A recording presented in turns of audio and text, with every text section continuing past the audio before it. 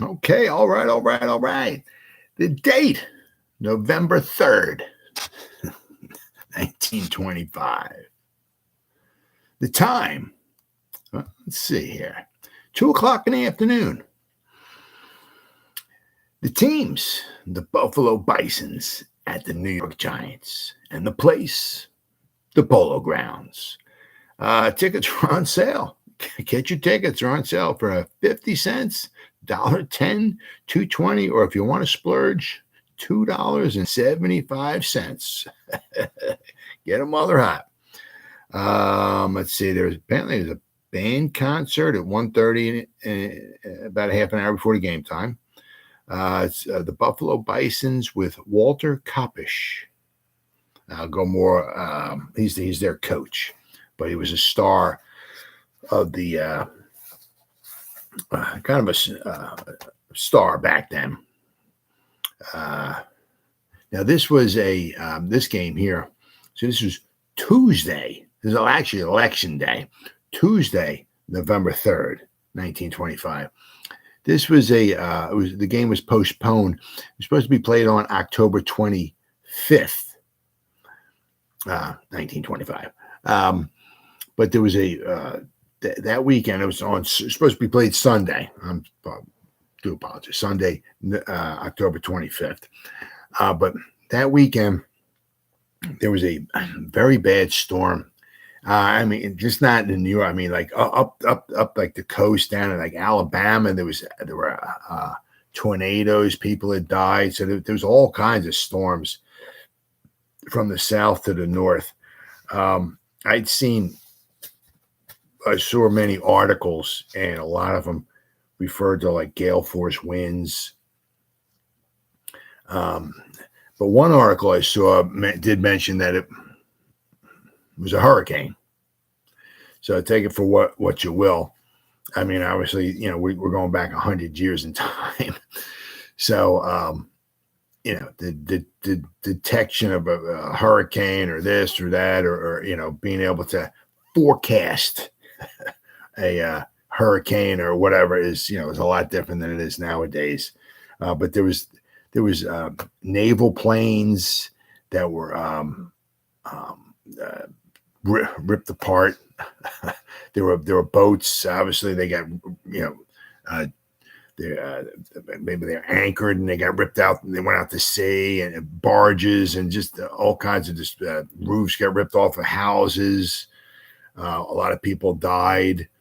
Lots of rain, very heavy winds. I mean, the winds, from what I was seeing in the articles, I saw like 60 mile an hour. I saw a 72 mile an hour. There was another report of like wind gusts over 80 miles an hour. Now let me see. Let me just type this in here. What is a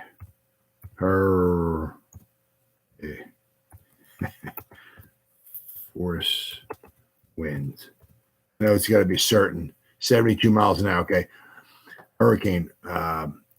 Wind, not necessarily a hurricane, having a speed of more than 72 miles per hour. Or 32 meters per second. So I did see, there were a couple articles. One of them had it was over 70. I think it was 72 miles an hour. And I thought I saw another article saying there were winds of over 80 miles an hour. And this would happen it was pretty much like for the weekend.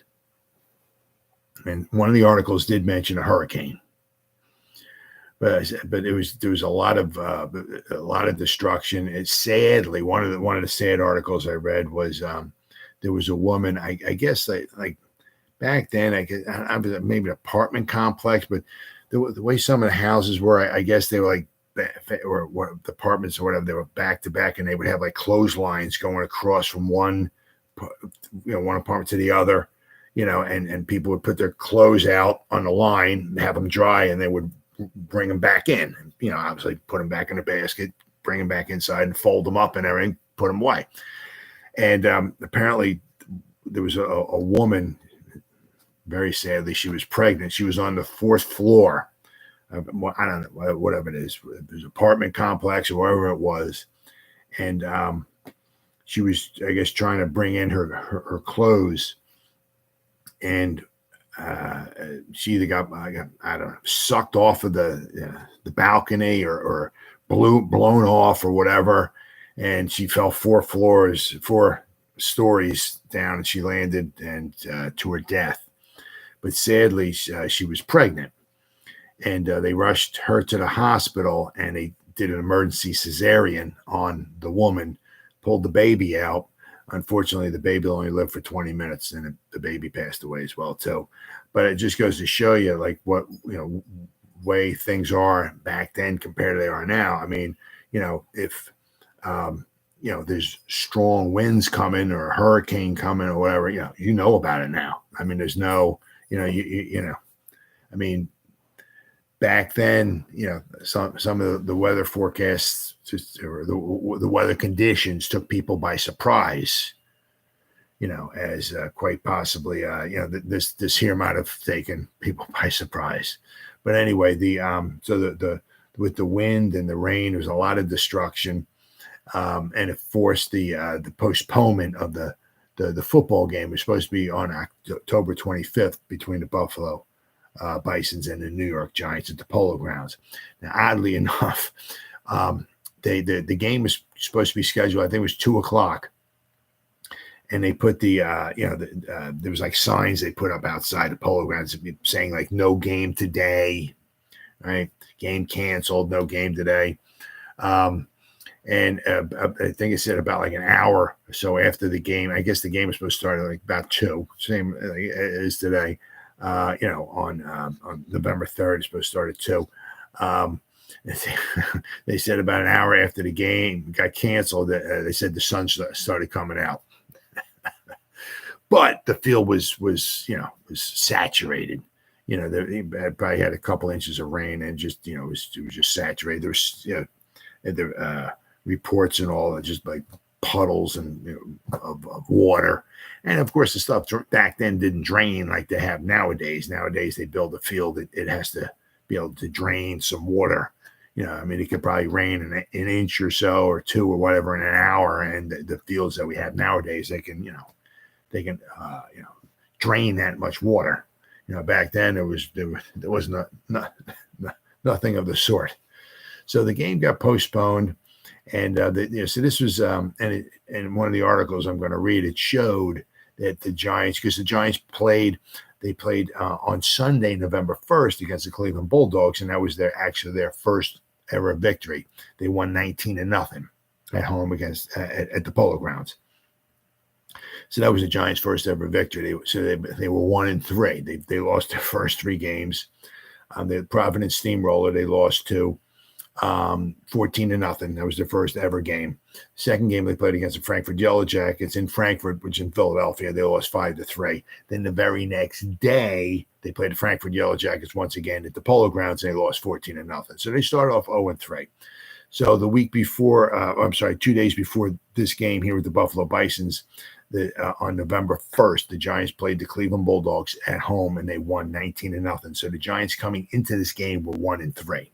But as I said, as we'll see in this article I'm going to read, the Giants were just kind of a little sluggish. I mean, it is. They played a game 2 days prior. On November 1st, they played a game. Now here is November 3rd, and they're playing a game. So, the way it is nowadays, some guys, people complain, it is what it is. But I mean, the Giants just played the Arizona Cardinals on Sunday. Well, here it is on Thursday. 4 days later, they got to play the San Francisco 49ers. So some of the people don't seem to much care for like a schedule like that. But I mean, back then, they were playing games back to back. Matter of fact, the Frankfurt Yellow Jackets, I went and I looked. In 1925, they had 6 weekends where they played back-to-back games because they had the blue laws, Frankfurt Yellow Jackets in Philadelphia.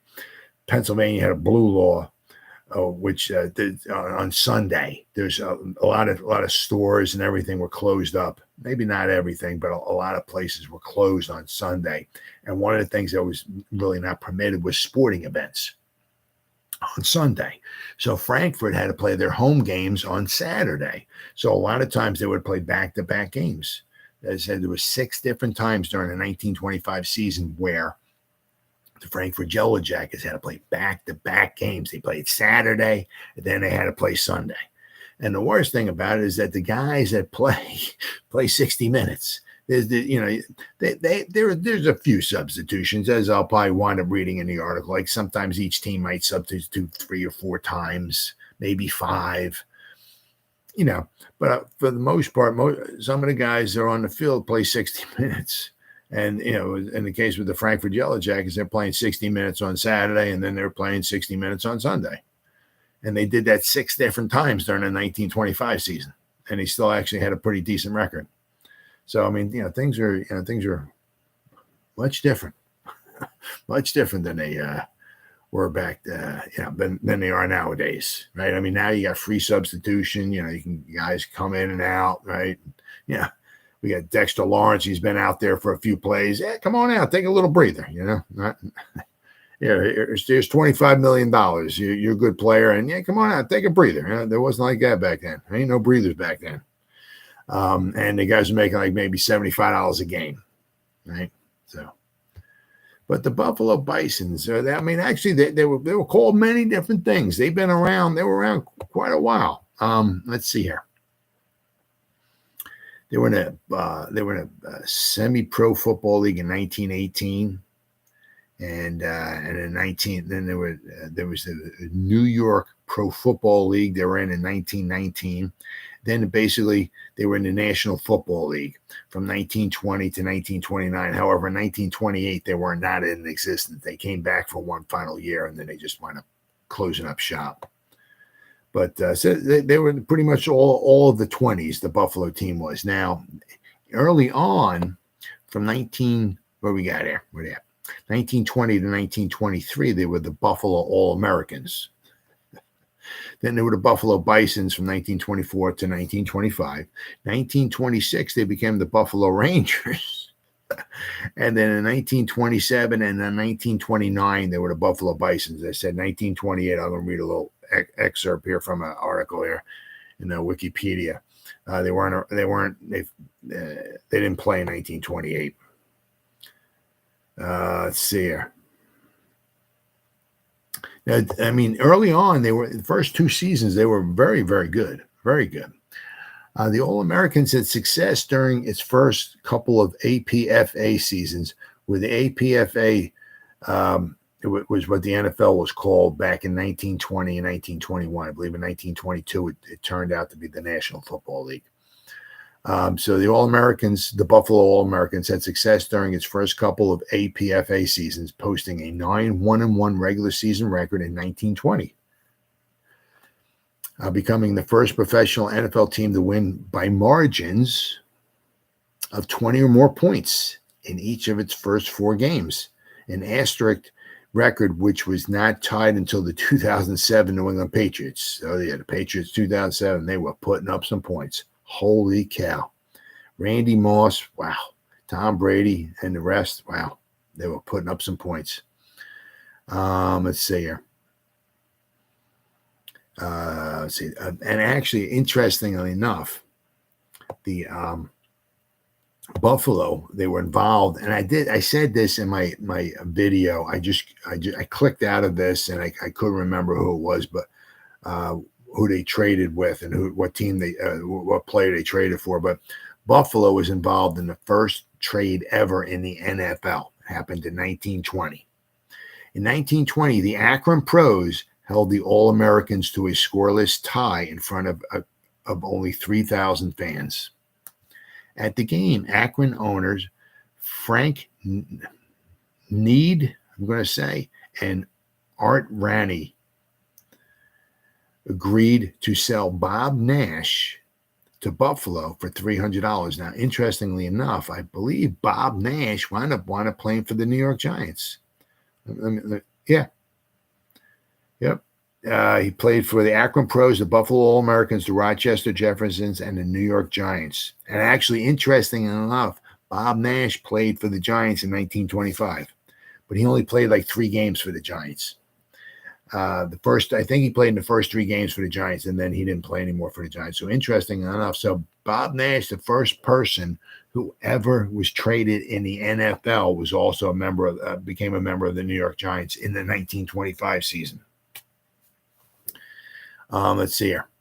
So the Akron agreed to sell Bob Nash to Buffalo for $300 and a 5% and 5% of the gate.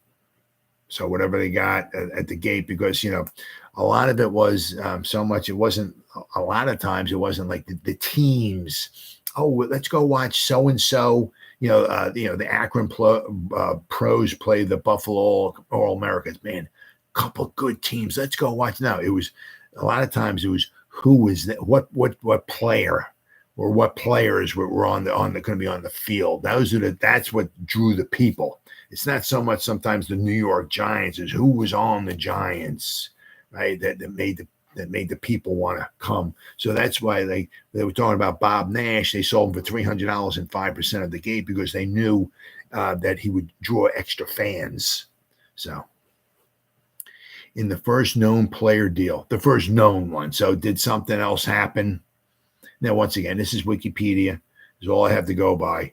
But so apparently, the Buffalo All-Americans were, which would soon they would wind up becoming the Buffalo Bisons for a couple of seasons, were involved in the first NFL trade ever.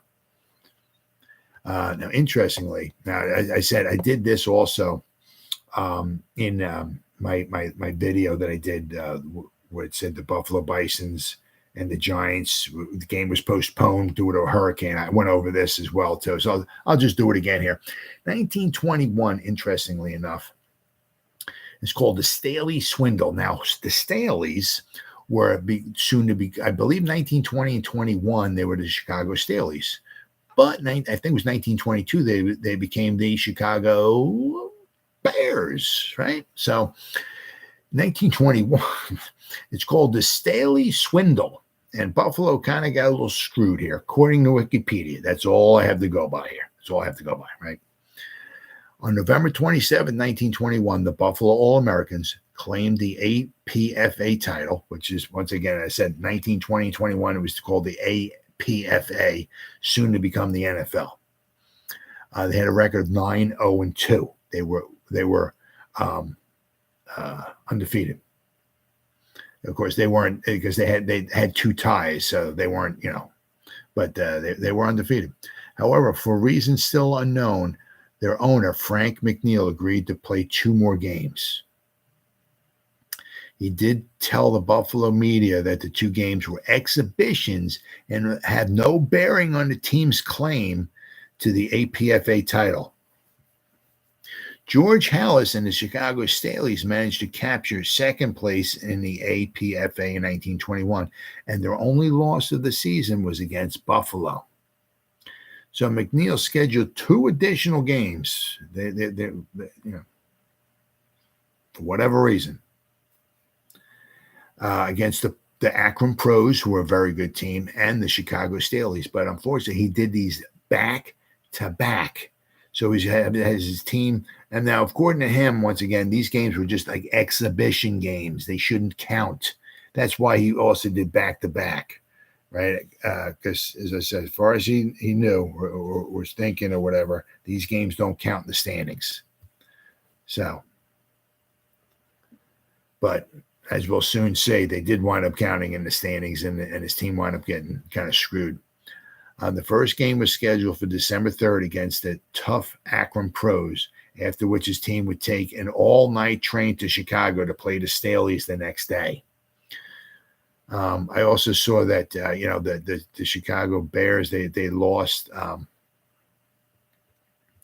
Let me see here. Let me go back here. They lost the game, obviously, to the Buffalo Bisons, and Halas demanded a rematch. Yeah, on November 24th, the Buffalo beat Chicago 7-6, giving Chicago their only loss, and Halas demanded a rematch. I read another article on Wikipedia on that. So, but unfortunately for Buffalo, these 2 extra games would wind up counting in the standings, and Buffalo would wind up losing. Let's see here. Let's see. The All-Americans defeated the Akron Pros, but arriving in Chicago, worn out and in no condition to play the Staleys, and they lost 10-7. McNeil still believed his team was the APFA 1921 champion and even invested in tiny gold footballs for his players to commemorate the achievement. However, Halas declared that the title was Chicago's, basing his claim on his belief that the second game of the Buffalo-Chicago series mattered more than the first. He also pointed out that the aggregate score of the 2 games between the 2 of them was in the favor of the Staleys. It was 16-14. They played 2 games. The combined score was the Staleys scored 16 and Buffalo only scored 14. McNeil insisted the Buffalo All-Americans were the champions, still maintaining that the last 2 games his team played were merely exhibitions.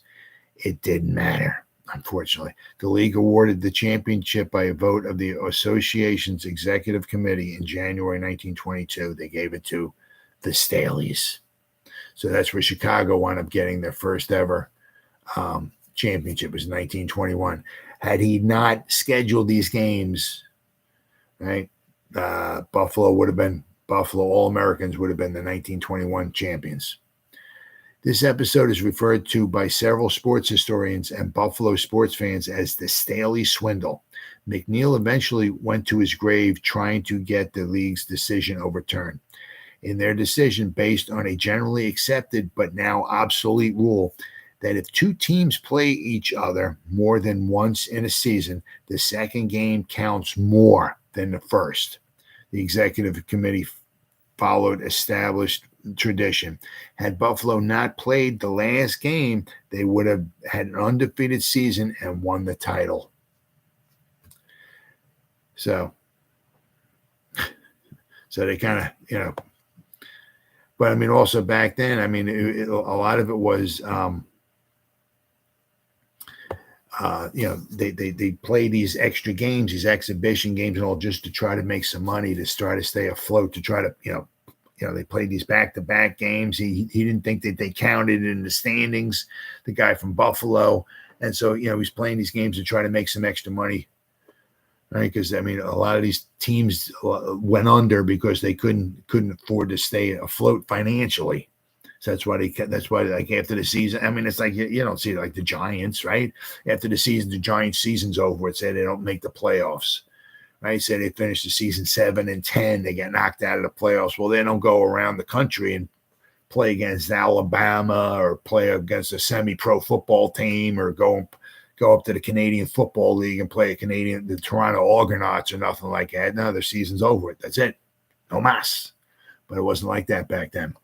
And you'll see, like I got some videos I'll be doing coming up. The Giants, even after the season was over with, they still played games. After the season was over with. Crazy. Absolutely crazy. Let's see here. They have where are we at here? All right. Let's see. Then it's basically is the pretty much kind of like the end of the Bisons here. Dim Batterson, a local high school and college coach and an assistant with the team since 1925, was brought in to coach the Buffalo team in the 1927 season. After 5 games, all losses, all but one being a shutout, the team suspended operations and failed to finish the season in 1927, the Buffalo. The team did not return to play in 1928, but returned in 1929 with former Oorang Indian Al Jolly as coach. Among their players that year was Jess Rodriguez. Now, this is an interesting little fact right here, right? Among their players that year was Jess Rodriguez, the first Hispanic American player in the NFL. Interesting. Much like in 1927, the Bisons failed to win a game until their final game, when in a case of cosmic irony, they upset the Chicago Bears 19-7. Thus, the very team that had spoiled their undefeated season in 1921 saved them from their indignity of a winless season in 1929. With the Great Depression underway, the Bisons folded, never to return again. During that season, the Bisons set an NFL record of 6 consecutive games without ever having a lead in regulation play. It has since been tied by the 2012 Kansas City Chiefs. Interesting. Chiefs don't have that problem anymore. Not with Patrick Mahomes there. Let's see here. Now, I'm going to go over this here real fast. However, on October 1st, 1925, the Bisons managed to wrestle Jim Kendrick from his contract with the Hammond Pros and signed him to play for Buffalo. In 1925, the Bisons were led by former Columbia University star and Buffalo native Walter Koppisch, who was expected to return the team to a championship contention but never lived up to his billing due to a number of issues with the team surrounding him. Let's see.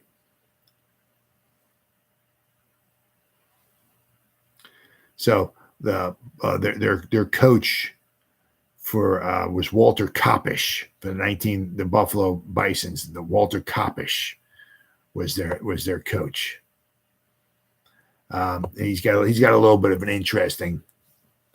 Let's see here. Koppisch went on to star at Columbia University, where he captained the Columbia Lions, for 3 seasons. Now, this is kind of weird, interesting. While playing Columbia's backfield, Koppisch was teammates with future New York Yankee Lou Gehrig. In 1924, he received All-American honors. So actually he played with Lou Gehrig. Go imagine that. Let's see here. Now this will give you a little, bit more insight to the Buffalo season from 1925. The Bison season ended with a record of 1-6-2. The team began the season with back-to-back losses against the Frankfurt Yellow Jackets and the Pottsville Maroons. They then posted scoreless ties against the Rochester Jeffersons and the Akron Pros. During the Rochester game, Koppisch and Jim Kendrick made huge runs on offense. However, the Jeffersons' defense stopped the Bisons from scoring. Meanwhile, during the Akron showdown, the Bisons' defense held future Hall of Famer Fritz Pollard in check throughout the game, allowing the Pros just 7 first downs for the entire game. However, the Pros' defense held Buffalo to only 2 first downs. The team's only victory in 1925 came in a 17-6 win against the Columbus Tigers. Now here, playing through pain, it says here. On October 22nd, Koppisch, so let's not forget, it's October 22nd. The Giants were playing the Buffalo Bisons on November 3rd. So this was about 10 days before this game. So on October 22nd, 1925, Koppisch was involved in an order. He was a player coach. And at the time, he was 23 years old when they listed him as the coach. And he was like one of the youngest coaches in NFL history at 23 years old. On October 22nd, Koppisch was involved in an automobile accident. He received some bad cuts and bruises on his legs and was advised to sit out a few games to allow his injuries to heal. This forced Koppisch to miss the November 1st rematch against Frankfurt. The Bisons would go on to lose that game 12-3. Meanwhile, Koppisch was forced to miss a second game at New York's Polo Grounds against the Giants on November 3rd. The game was to be a homecoming for Koppisch since he played at the Polo Grounds while attending Columbia. So he's very familiar with the Polo Grounds, and a lot of people came to see him play because he was such a star. Upon hearing that Koppisch would not be playing in the game, a large group of fans from Columbia who turned out just to see him play booed him. Now, it's during this game, November 3rd, which we're going to go in a little more in depth and detail about. They were booing him at the game. The fans were unaware of his injuries suffered by Kopech in the October 22nd car accident. However, the boos led Kopech to come out and play 2 series of downs in the second quarter. The Bisons were still down by 7 points, and Kopech, as a result of his injuries, was unable to get the team to score. He later returned in the fourth quarter to attempt a score while deep in Giants territory, but it was to no avail. The Giants held on for a 7-0 victory, and Buffalo's record fell to 1-4-2. It would be Kopech's last appearance in a Buffalo uniform. The Bisons ended their 1925 season with losses to the Providence Steamroller and the eventual champion, the Chicago Cardinals. So that's a little bit of a background on this here. As I said, now so the Giants came into this game here, right? As I said, they came in, they were 1-3. But they started off 0-3. They finished 8-4. So therefore, after they started 0-3, they would win 8 of their final 9 games.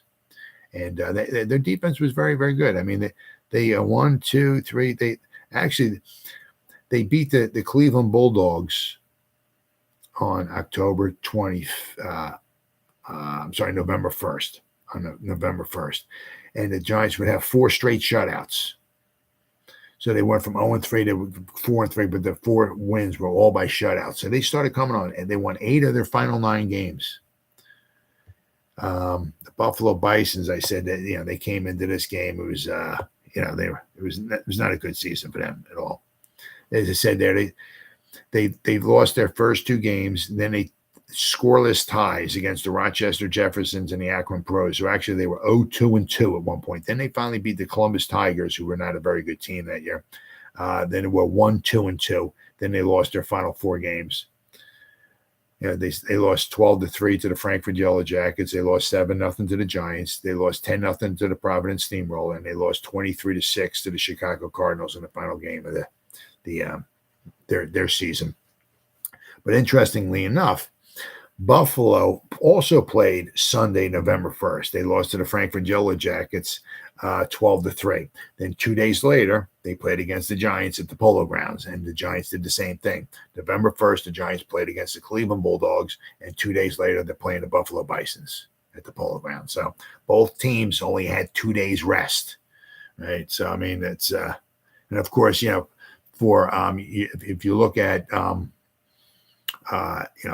the Kopech, right, for Buffalo, one of their best players that wasn't even playing. It's a shame. But that gives you a little bit of a background here on kind of what's going on here. So the Giants wind up, 2 days rest, 2:00 start. There was no bad weather, so everything was pretty much good to go here. So we got where are we at here? It says Giants turn back the Bisons by 7-0. McBride's touchdown and goal from placement decide a hard clash. Goal from placement basically means he kicked the extra point. I gotta love it. 20,000 view the struggle. So I mean, probably a lot of because Kopech being there drew a large crowd. 20,000 was pretty good back then. I mean, today you get 20,000 fans in MetLife Stadium. That's horrible, absolutely horrible. But back then, 20,000 to see a football game in the Polo Grounds, that was a lot. It says Kopech with infected ankle plays short time at the Polo Grounds. So he had an affected ankle. So he basically had some bruises and cuts and all that to his leg. But apparently he had due to the car accident, he had an infected ankle. He tried to play, but there's to no avail. Said the New York Football Giants followed up their victory over the Cleveland Bulldogs, champions of the National Football League. The Cleveland Bulldogs won the national the football championship in 1924. So coming into the 1925 season, the Cleveland Bulldogs were the defending champions. Let's see here. The champions by defeating Walter Kopech's Buffalo Bisons yesterday at the Polo Grounds in a lone touchdown and a goal from placement for the extra point, both made by McBride, former Syracuse star, gave the local 11 the game at 7-0. The closest of the of the three played in New York thus far. There's the actually interesting. The first was it 6 games, I think, played at the Polo Grounds were all shutouts. The Giants lost 14-0. Then they won 19-0, and then they won this game here 7-0. And then they won their next 3 by shutouts. So I think the first 6 games at the Polo Grounds were all shutouts. A crowd of 20,000 spectators, including the Fordham University team and coaching staff, turned out, excuse me, to welcome the return of Columbia's greatest star to the field, and he had made so many brilliant dashes as the 3-time captain of the blue and white of Columbia. Koppisch did not start the game. Not until late in the second quarter did he run out on the field to be greeted with cheers from the stands. He did not carry the ball once in this half, and several passes thrown to him went awry. Early in the last quarter, he went in again after quarterback Foster had intercepted a forward pass and ran 60 yards down the sideline to the Giants' 37-yard line. So, I mean, basically, the guy picked the pass off at like his own 3-yard line. So the Giants must have been driving, so he picked the pass off and ran it back 60 yards to the Giants' 37-yard line. Fans ask for Koppisch. The greeting that the former Columbia captain got on this occasion cannot be said to have been popular. Boos were heard to some quarters, and when he was stopped for no gain by McBride on his first attempt to carry the ball, the crowd shouted in derision. A misunderstanding was responsible for this fall from grace of New York's greatest football star of modern times. So he was very, very, very popular, and that's what brought a lot of people to the games. You know, it's not so much the team; it was who was playing. The fans were resentful that Koppisch did not play through the game, and during the third quarter, when he was on the sidelines, calls were made for him continually. But apparently, the crowd didn't know that he had been injured from so they kept booing him and wanting him to get out there and play. What are you doing? Why aren't you out there? I guess they just did not understand what was going on. It was a shame. After the game, Koppisch revealed in the dressing room that he has been suffering from an infected ankle for 2 weeks as the result of an automobile accident. His ankle was swollen and bound up, and he stated that in playing at all, he had gone against the instructions of his doctor. He was declared that the only reason that he had gone in was because of the crowd's persistent demand, and he feared that it might give the game a bad name if he did not appear. So he shouldn't have gone in, but he did. New York team was not quite up to the standard of Sunday when it defeated Cleveland 19-0. The men seemed to be a bit stale, and there was not the snap and sparkle to their work that characterized their play against the former champions. Playing 2 games within 48 hours is not the thing to do, according to Hoyle. A college 11s are seldom called on to do it. Because of the postponement from October 25th due to that bad storm, and the fact that games were listed for each team on Sunday. So both teams played Sunday, and then both teams played again on Tuesday. But the thing is that Buffalo had to come from Buffalo, had to go to New York. New York was at least home, right? It was necessary to play this one during the week to make up. There was a postponement, right? And it was on election day. Haynes proves popular. Hinkie Haynes, he's the one that he scored the first 2 Giants touchdowns in Giants history. One was on a run, and the other one was on a pass reception. Hinkie Haynes of Penn State was again the star of the game, along with McBride and Heine Benkert of Rutgers. Haynes, not Koppisch, was the popular idol. Every time the dashing Penn State star takes the ball or goes down the field for a pass, the crowd jumps to its feet and looks for something spectacular to happen. He did not get loose on lateral passes as much as he did on Sunday, and several forward passes eluded his fingers by inches, but he was always dangerous and figured in a number of long gains. The Bisons line with Swede Youngstrom of Dartmouth at right guard furnished more opposition than was anticipated against the All-Americans forward wall of Bob Folwell. Bob Folwell is the Giants coach for this one season, 1925. The visitors charged low and tackled hard, and McBride and Benkert plowed through for substantial gains, and Haynes ran the ends, and New York attack did not make as much headway as was expected. On two occasions, the Bisons held after long marches by the Giants. Early in the second half, the local 11, or the Giants, carried the ball from its own 35-yard strip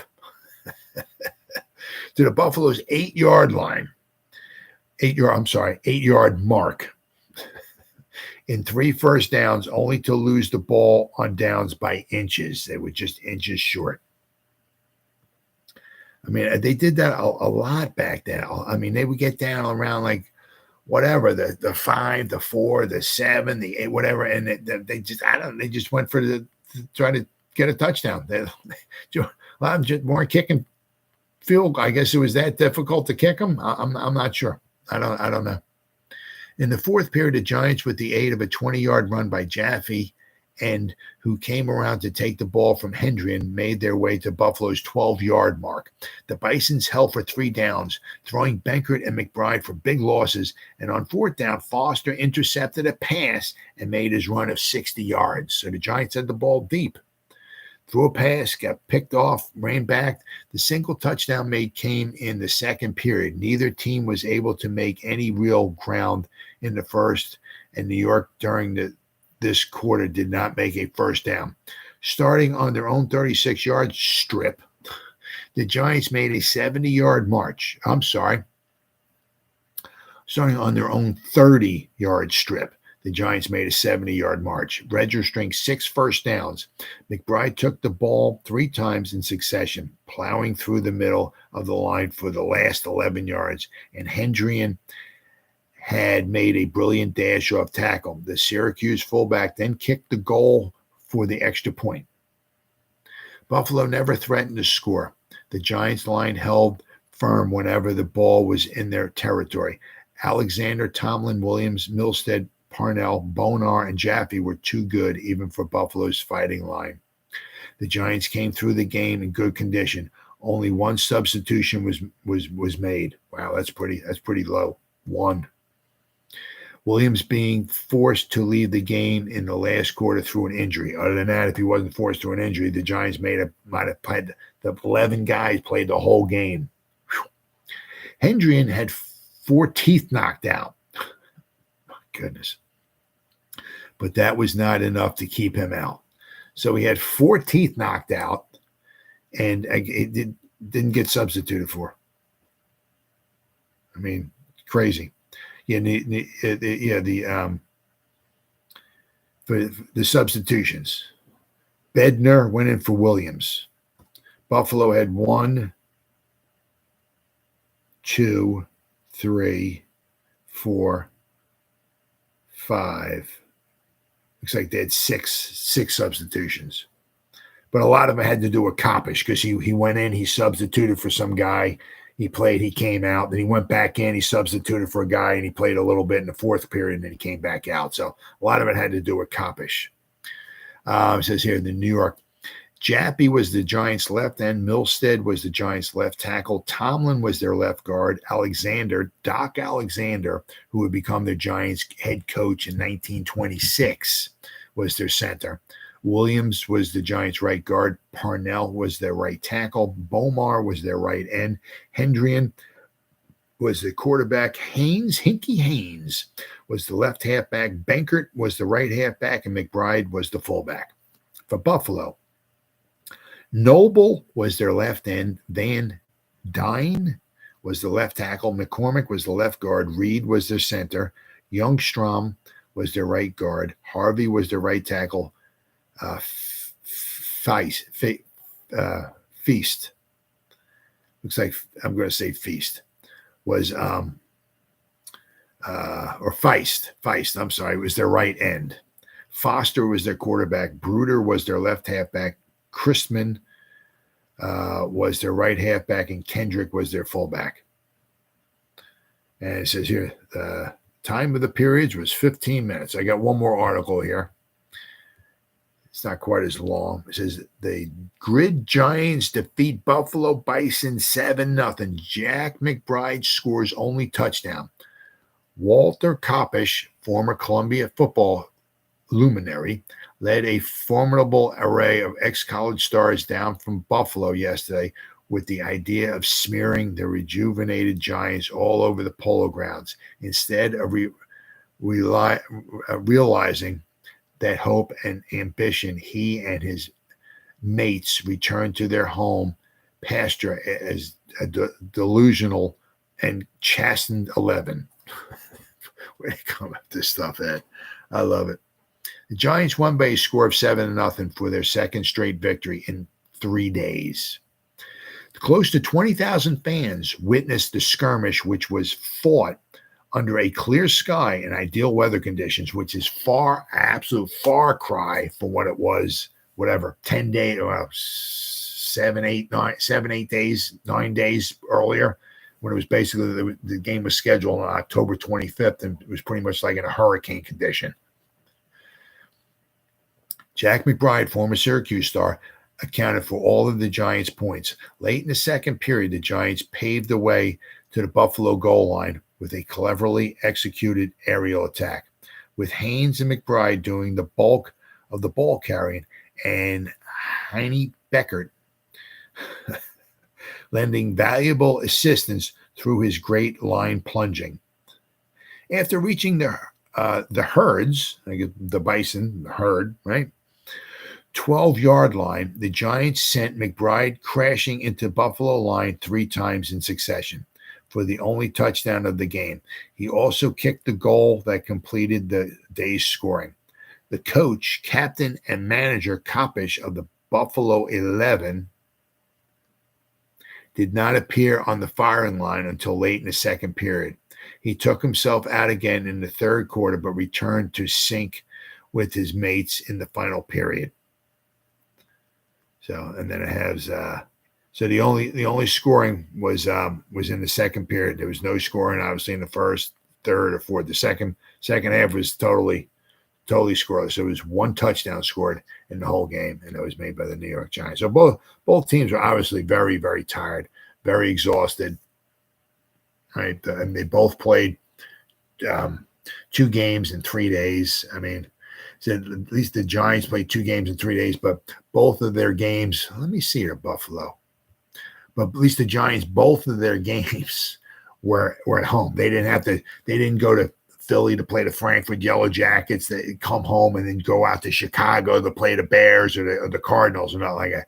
They were home for both the games. So at least they played 2 tough games. They won them both by shutouts, 19-0 over Cleveland and 7-0. They beat the Buffalo Bisons, but they were home. Buffalo, let's say, they played home against the Frankfurt Yellow Jackets, and then they went to New York. So they came, they played a tough game. They lost against the Frankfurt Yellow Jackets, and then they came to New York. So I mean, it was it's a lot. That's long. I mean, it's not like it is nowadays. I mean, they probably, I guess, took a train from Buffalo, however many hours it was, and so it's tough, very tough schedule, but that's what they had to do back then. They had to play a lot of, it was a game. They tried to postpone it to play it another time just to get some people in there. And you saw Koppisch, the player coach of the Buffalo Bisons, was very, very popular. And because he played at Columbia there, he was an All-American and very, very popular. And he drew in some fans. Had he not been on that team, maybe 10,000 people might have showed up at the Polo Grounds. Because a lot of it was not so much the teams. It was who was on the. I mean, it is what it is today. You know what I mean? I mean, like Patrick Mahomes with the Kansas City Chiefs. People want to see Patrick Mahomes. People want to see Saquon Barkley, right? But I mean, it was a lot like that back then. And there's a game, which I'm going to be doing a video on probably in a week or so, week or two, whatever. One of the second to last game of the season for the Giants, where Red Grange played for the was with the Chicago Bears.